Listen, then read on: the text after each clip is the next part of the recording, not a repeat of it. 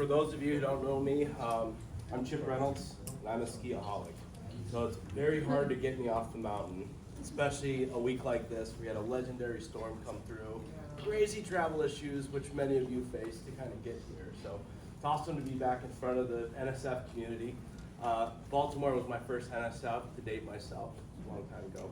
But got to know the Ravens. As a Steelers fan, it was hard to see such great people, putting on such an amazing tour and event. So it's awesome again to be back in front of you all, bring it full circle from Case Cup days, and really kind of get to talk, sponsorships and next level sponsorships. I want to welcome our panel to the stage. We lost one, by the way, but Allison and Brett, if you don't mind, join in. How did you lose them? Could you clarify? Some people are concerned. So Jason Klein, 88 Marketing. Unfortunately, we're not going to get to hear about his work with Alaska Airlines portfolio today, sadly, due to sickness. But got a great panel here. So thank you guys for the chance to kind of welcome Brett Greenwell, America First Credit Union, based locally in Salt Lake, where we are, right? Brett's been a part of AFCU for 18 years, 12 in marketing and advertising. Started the department in 14 as it relates to sponsorship management. You might see partnerships of his with Utah Jazz, America First Field, Real Salt Lake, Las Vegas Raiders. Almost slipped up there, right? So Brett's got a lot to kind of bring to the table when it comes to that. As well, we've got Allison Steele, San Francisco 49ers now. Allison is new to the property side, freshly new. Came from most recently 24 Hour Fitness, but had a lot of time on the brand and agency side, most recently working on membership development, especially, and retention policies there, but also along with the partnership work with the Olympics and Paralympics and the Rams, Broncos, Galaxy, Wave, and many others, was also with Sprint, SoftBank, News America Marketing, and what have you. So I want to welcome these folks to join us here. And first question for our panelists is, what is next level or next generation sponsorship activation to you? How does it manifest in terms of the challenges that you faced over the past couple of years that I think the group can relate to? As well as, what are some of the trends? What is working for you and your teammates? And also some of the tactical plans that you've put in place. Do you want to go first? Oh, okay, perfect. Well, hey guys, nice to see you all. As far as next level partnerships and activation, in general, I think it's really just leaning into the brand specifically. So I've been with the 49ers since December, so freshly new on that side, and specifically a lot of the brand side that I came from, it was really understanding which partners we wanted to partner with based off of what their goals are, what our goals are. So now where I'm sitting on the reverse side, really leaning in to see what at the end of the day are partners wanting, going back to the questions of what ultimately does success look like for them, and how can we make sure that we're authentically bringing the brands into the fold of what we're executing. So really just leaning into that, looking at how we can evolve them and really stand out from our partners or from our competitors, especially too being in the Bay Area and Silicon Valley. How are we making sure that we're really at the forefront of technology? We can make sure that we can provide specific data. Data has been a part of every conversation I had on the brand side, and I needed to make sure, like, what are projected CPMs, what's our brand reach, impressions, the list goes on. And so making sure that that's part of the conversation with all of our partners right now is definitely at the forefront. That's a lot of good answers. From the brand side, being with the financial institution, I think people, first off, I jokingly say this all the time, but they assume we print money in the basement, which is illegal, by the way. So we don't. And one thing that I think a lot of our partners have had to realize is it's not just a choice. We don't set aside money and say we have to spend this in sponsorships. We set marketing budgets aside, but very rarely do we earmark that and say, you know what, the board really wants to see this spent in sports. We're having to go in and have those battles with the board, and they're just basically saying, here's the amount of money you guys spend on marketing. You guys get to fight amongst yourselves and figure out whether that's sports, whether that's TV, whether that's radio, whatever you want to do. Those are the battles we have to fight internally, and it's a lot better for us. I love when you talk about technology, but for me, it's a lot more on the transparency side as well. All the technology and automation in the world does nothing if we can't be transparent and honest about what that really means and the value that it brings. And different brands are gonna have different KPIs and it's gonna mean different things to them. But for us, it's always like, how do you bring that value? And to us, I think that's where we really looked at it when we started the department was, okay, how do we make this even better for us? And when we talk about next level, I think that's what we're talking about is that fluidity. And trying to be a little bit more nimble rather than waiting for an end of season recap. How are things that we could do along the season? If things aren't working, let's not wait till the end of season, or maybe if you're really proactive, a mid-season recap to say, hey, this isn't working, let's find a different asset for you to use to capitalize so that your dollars aren't misspent. And it's hard to go back to the board that you already had to convince to put into this partner to go back for year number 2 when we just said, hey, we wasted a whole year and that asset didn't work. Thank you, Brad. So Allison, before you became Director of Partnership Activation with the 49ers, you were at 24 Hour Fitness through the pandemic. Pretty interesting stuff there. Let's talk about some of that work when people are not going into gyms and what you did just to really dive in and how creative you got. Yeah, so I mean, in general, pre-pandemic, our strategy, we had launched an app and we were wanting to reach members beyond our 4 walls because we wanted to ensure that they were engaging with us. The more check-ins we had in club, the higher retention we had. So if we could get them to check in 9 times within their first 30 days, the lifetime value significantly increased. So when pandemic hit, it was a oh shit moment, and what are we gonna do? And so with that, we really ramped up our app, and we leveraged a lot of our partnerships for providing custom content, Spartan one of them. So we had Spartan exclusive content within the app to get you continuing working out with us. And in addition to that, we basically, being in the Bay Area too, like a lot of the county regulations were different in we have 440 clubs across the nation. So it was really interesting because what we basically needed to do was create gyms outside. So we basically just had outdoor gyms. So we took all of our equipment, literally our general managers and our field team brought the equipment from indoors, brought it out.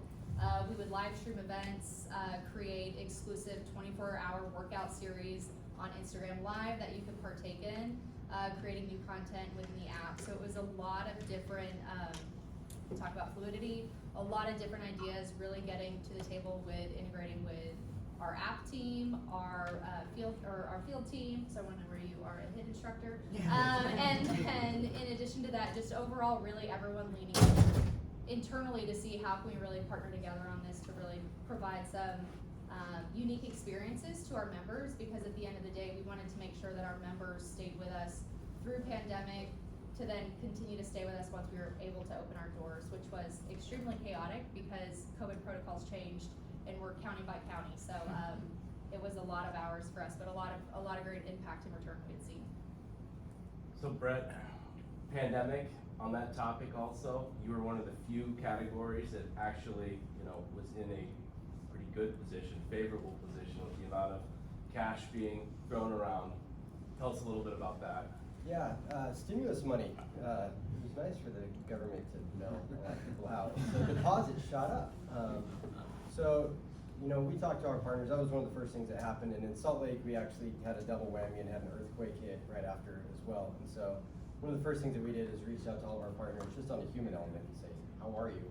And in doing so, we found out that a lot of them were struggling with cash flow. Just people aren't going to pay for things that aren't running. And so they were running up against issues with cash flow. Fortunately, that was an area that we weren't running into. And so we put some offers out to some of them that basically just said like, hey, let's be a great partner. If there's something that we can do to restructure the deal where we can pay some of these things maybe up front, what can you give us on the back end? Or can we forego escalators? Or what are just some things that we can do? Being that lifeline to them, I mean, in one of the previous sessions we talked about one of the takeaways was be nice to your account rep. That's true. And just talking to them and talking to a lot of the partners really put that word into perspective, and we wanted to be a good community partner. We don't want to see them fail. We want to see them being supported. And And so if we could step in during a moment of need and help them get through a tough time, they were more than willing to, use the term, play ball with us. And so we ran into a lot of great pieces, and I don't want to say, it wasn't exploitative, and we didn't try to leverage anything. We basically put out there and said, take it or leave it. If you guys are fine, that's fine. But if you need the help, and we did a lot of things where, we paid for one partnership, we paid 5 years kind of up front. And now we're rent-free for the next 7. So that can be good for us because it frees up some budget that we can now reallocate elsewhere. So it's gonna have waves that go for the next decade into just kind of our overall strategic planning. So let's talk metrics. What are some that you deem most important, leaning on brand and agency experience for a lot of property folks in the house? And then let's talk about the pressure related to kind of delivering those metrics back to leadership. So for me, I'd say ultimately, well, at 24, it really varied based off of the partnership. So there were some where we had a high density of clubs like LA, that we already had great brand presence here. So it was really, how can we ensure that we're being a part of the community? What is our engagement like with our members? We want to increase new member units, and we also want to increase lifetime value of our members. Whereas you look at like the Denver Broncos, for example, when we partnered with them, we were launching 3-4 new clubs, and we had high penetration of competitors. So we wanted to make sure that brand reach, brand impression, and overall brand loyalty was really important there. So overall, it really depended upon who the partners were, what our overall goal was. But with that being said, everything that we've done there, or during my time there, was really looking at what our CPM is, the overall impressions, et cetera. And so it's been super helpful from the perspective now, leaning in with the data. I mean, the many conversations I've had in just my 3 months here with the agencies, with the brands, has really been about, we want the data, we want to understand what that is so that we can value it. And so there's been a lot of transparency, a lot of great communication, and really just having a specific dashboard to really lean into that has been extremely valuable. Something that I would have loved with some of the other partnerships that we've had. But yeah, it's been great, but I think ultimately it really just depends on who the partner is and what the objective is. What metrics, if you were to speak to the audience, would you say are top of the list coming from that seat that you sat in? For me, I would say overall impressions, engagement's huge, especially to knowing social media, specifically to we leverage a lot of our influencers, and the amount of impression and engagement that we get from them is extremely successful and really instrumental. And so for me, the engagement, impressions, and overall what we've done previously is always calculating what our CPM is. Because to your point, when we're looking on the brand side and the marketing side, we're having to fight with what our whole omni-channel marketing approach is, right? So do we want to spend out of home here? Do we want to just push paid media? What do we want to do? And so to showcase the CPM and that we are truly competing with that of just a billboard, or better than a billboard, is really, it's really important. Brett, what do you think? Yeah, so my background, I was a media buyer, and so I come with CPM knowledge. I don't know conversion, know all those things. And I also, our CEO is an accountant by trade, so he wants ROI on everything. And it got very difficult when you're looking at, things that aren't direct attribution models, and that's not applicable. But we basically sat down and we looked at things, and what we decided, and I've been there long enough that I've kind of seen us go from more of just based in Utah to now region-based, where we're in 5 states and London 8. We shouldn't treat every market the same. And when you talk about what's next level activation, to me, this is that, right? A sharing of ideas, but then also just thinking kind of, okay, how do we do it differently? And we should treat each market differently, and speaking to the properties, you should treat each brand differently. There's no reason that you should treat a financial institution the same as a gym, the same as an insurance company. Each one's gonna have different metrics and wanna be treated differently. And so why should we expect anything different? What Track allowed us to do is we could kind of take our way of modeling things to the next level. So we actually sat down and we created, what are the things that are most important to us in a partner? And that could be anything from an NFL team to a kids museum or an aquarium. And we said, what are the top 10 things that we're looking for in a good partner? We put those down and we actually prioritized them and weighted them. And then we go through every single year, whether it's a year or a season, and we score every one of our partners. And then we can actually go back to our account reps and say, hey, here's your score, and we can put it on a chart and say, here's your performance, and here's how much we're spending, and here's your level of expected performance. Either you need to lower your costs, or we need to improve your performance, and here's the top 3 areas that are pulling you down. We could do that in track, and it's a great collective place that now all of our people on our side can put that in there. And if it's a collaborative piece, it's not something that they have to like wait and see. We can share that with them. And we don't want to hide that. We don't want to leverage that. We don't want to use that in a renewal time, because then you're giving up half the season. What you want to do is have that as real time as possible so that you can capitalize and hopefully improve performance. And you know, if they have bonus inventory, you can hopefully get some of that sent your way. So to us, that's really kind of been the next level. So there hasn't been like a magic bullet. I think it depends on what the property is, what we're trying to achieve with that property, because our objectives are different with an NFL team than they would be with like a zoo. Absolutely. If Jason were here, he'd be throwing earned media value out to the crowd, constantly asking his teams to help with that metric there. Very important to the brand when they say, hey, what's going on here on the spot, right? As far as, you know, application beyond this, let's talk about next level activation and what it means to your organization as far as objectives, alignment, success criteria. How do you apply that?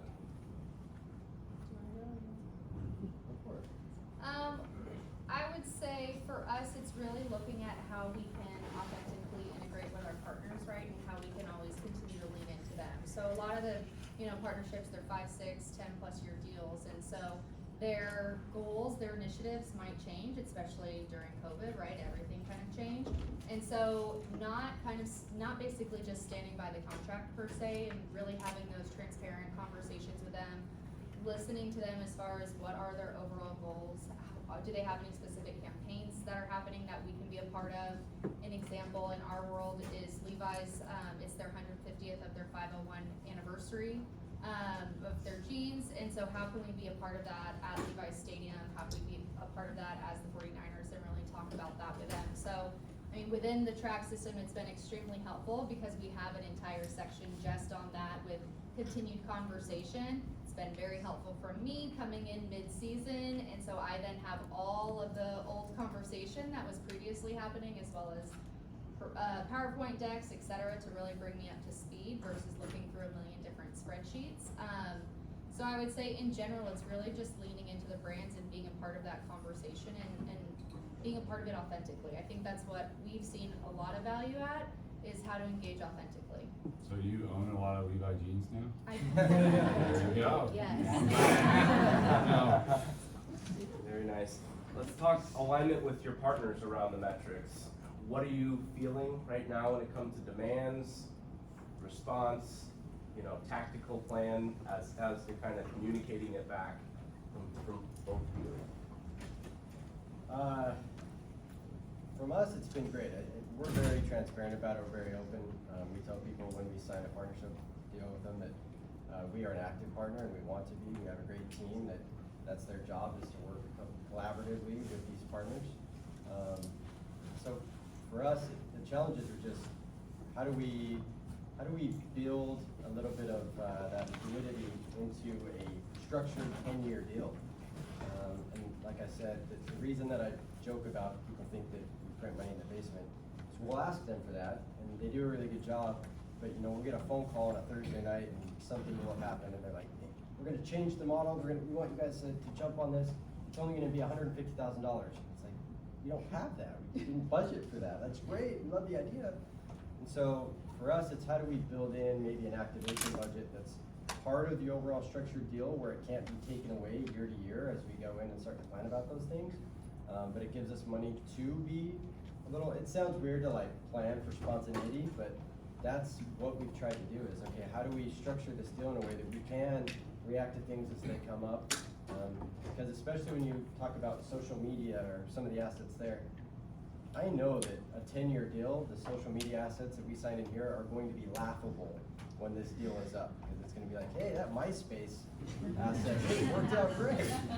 And so we want to be as vague as we can, but it allows us the creativity to really capitalize on trends and emerging markets as they come up, but without leaving space for our board to take that money away from us at the same time.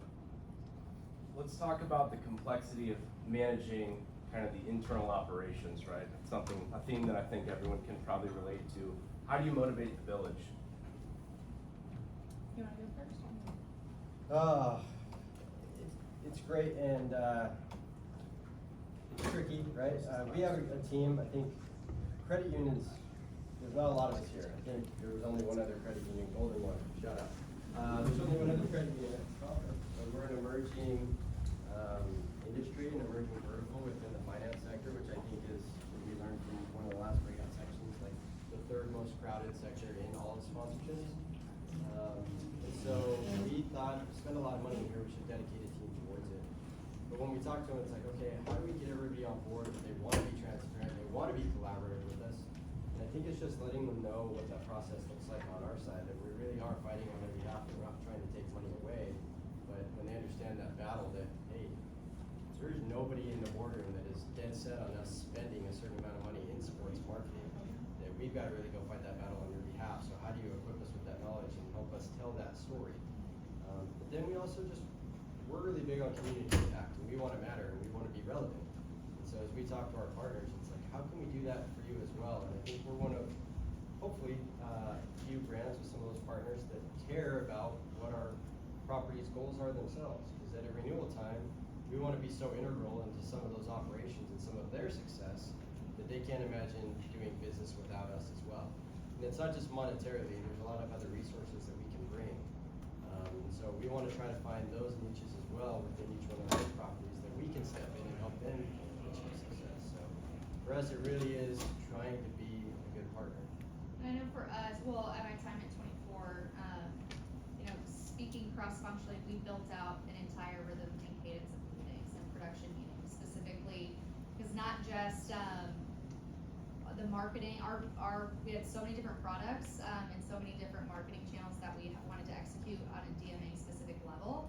And so it was ensuring what are the campaigns that we have going on nationally, and then what also do we have going on from a DMA level. And then with that, how are we wanting to really execute everything internally to the best success that we can? Again, with that omni-channel marketing approach. And so with that, there was a lot of rhythm and cadences that we had with our meetings and making sure that we were on the same page, and quite honestly, just ensuring that there's transparency and alignment internally. It's not gonna be successful if we're not all on the same page. And I know specifically too, moving over on the property side, again, there's been a lot of great meetings that we've had internally, specifically to getting alignment with marketing, with stadium ops, with all of the different organizations or teams within the property, and making sure that we're on the same page and that we can be very transparent, understand too, are there certain marketing campaigns that we can be a part of? Are there certain marketing campaigns that, you know, some partners would make a lot of great sense with integrating, and then again, just making sure that we're all aligned. Last but not least, what's your recipe card for success, and any thoughts on the future of next level activation and management? For me, I would say kind of threefold. One, just being curious, always asking questions. First job out of college, I remember we always made it a game that you needed to ask a question with a question and to see who would win. That was something that we were all pretty good at, and it was pretty entertaining, to say the least. But specifically to coming in mid-season, you know, asking questions, because I've always been on the brand side, so understanding what does that lens look like from the property side, but then also how can I then take that and add some of the brand perspective into it so that we can continue to evolve and make it better and grow. So just continuing to ask questions, not just internally, but also with the partners, understanding their why. Has it shifted? Has it evolved? Has it changed? What's working? What isn't working? So that we can continue to improve. And to your point, not just having the end of year proof of performance and calling it a day, like that's not gonna work and it's not successful. So for me, definitely being curious, asking questions. Another big thing that for me personally is just finding ways that we can be proactive instead of reactive. It's always good to try to look to see what can we continue to do, how can we evolve. And part of that was getting rid of the, for me, like creating efficiencies internally, getting rid of all the spreadsheets, getting rid of all the, can you send me that one email that you had over here? Wait, I don't have that. Like there's so many ways to streamline that and to really help you be proactive. And last, I would just say have fun. Like at the end of the day, I love what I do. I love the people I work with. Both on the partner side, internally, everyone at the end of the day is really just wanting to make themselves ourselves better, make the team better, and continue to strive to be best in class. So that's my kind of recipe card. I like the recipe. I would add to that, being vulnerable. You know, I came from, like I said, a media buying background, and I was a sports guy. And our sports partnerships were basically signed and stowed on in a 3-ring binder on a bookshelf. And it was like, give us our tickets, here's your check, here's our logo, see you next year. And we decided to really like take the bull by the horns and start managing those. And so that's when we created the department. But I got asked to do that, and I kind of stepped into things and had to learn on my own. And I worked with a lot of agencies, and I tried to figure it out, but I had a little bit of imposter syndrome. So I went to conferences, and I talked to Jim about going to IEG, and I had gone to a couple different things looking for like, okay, what's the silver bullet that's going to make it work? And that's why we have these, is because there isn't one. And I know there's going to be like agencies and people that jump after me and want to sell me the silver bullet. But that we're all trying to figure that out, like what makes it work, and it's different for everybody, and that's what's great about it. So being able to be vulnerable and admit sometimes, like, I don't understand why this isn't working, let's jump into this together. Or, hey, you told me this was gonna work, we had a guarantee on it, but it's not, what can we do instead? And not trying to negotiate across the table, but being on the same side of the table and looking at the problem together and saying, okay, let's find solutions that's gonna make this work for both of us. So I think just being vulnerable, but still having fun, and being able to think differently and ask questions and be curious. But more importantly, to do that on a much more regular basis and like, all right, see you next year when we wrap up our end of season report. I think just having a tool where we can be more collaborative in nature with the limited resources and bandwidth that we all experience, and trying to do that to be as relevant and impactful to your partners, whether that's on the property side or the brand side, as humanly possible. Thank you, guys.